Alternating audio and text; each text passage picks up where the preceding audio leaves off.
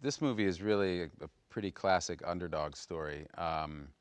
At the time, in the Le Mans 24-hour race, it was dominated by Ferrari, and it seemed every year he would go, and every year he would win, and he was just the master uh, builder and designer of these beautiful cars that were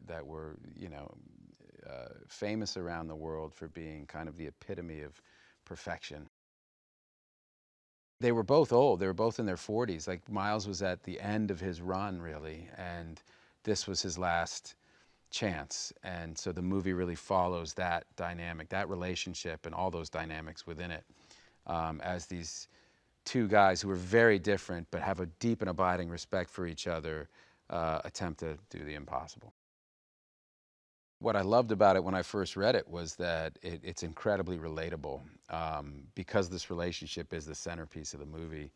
Um, but you really feel what this means to both of them individually. You go into back to the home with Ken Miles, and you see his relationship with his wife and his son.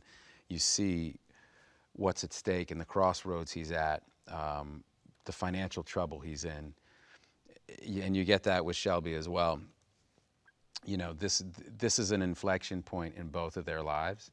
Um, they need each other in order to have the outcome that they both need to have happen. But they fight like brothers, you know, which is, they drive each other pretty, crazy, which is a lot of fun. It's like a classic buddy movie. Working with Jim I mean, that was really, I've said for years I take movies based on who's directing them.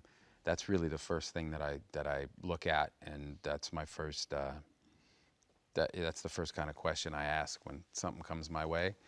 And then there's the screenplay and the role, and obviously who else is in it. But when I heard it was Jim, and then potentially Christian, like we kind of came into it at around the same time.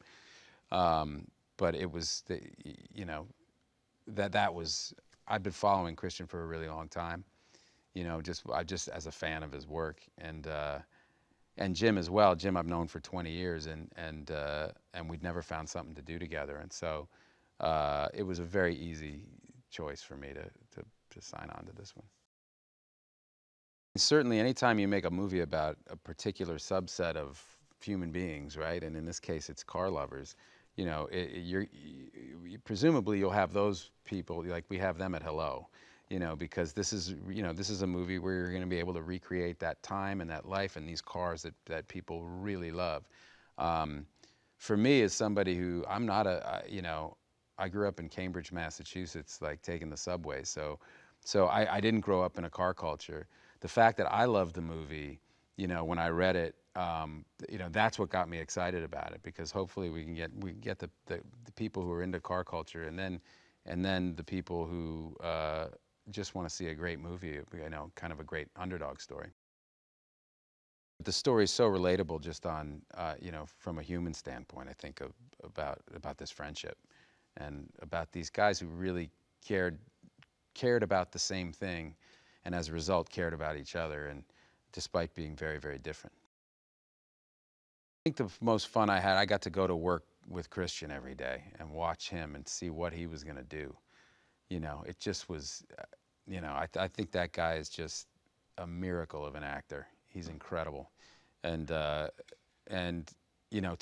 feel like this script is really good, and our director is great, and I'm working with Christian, like, it was just an exciting movie to get up and go make every day.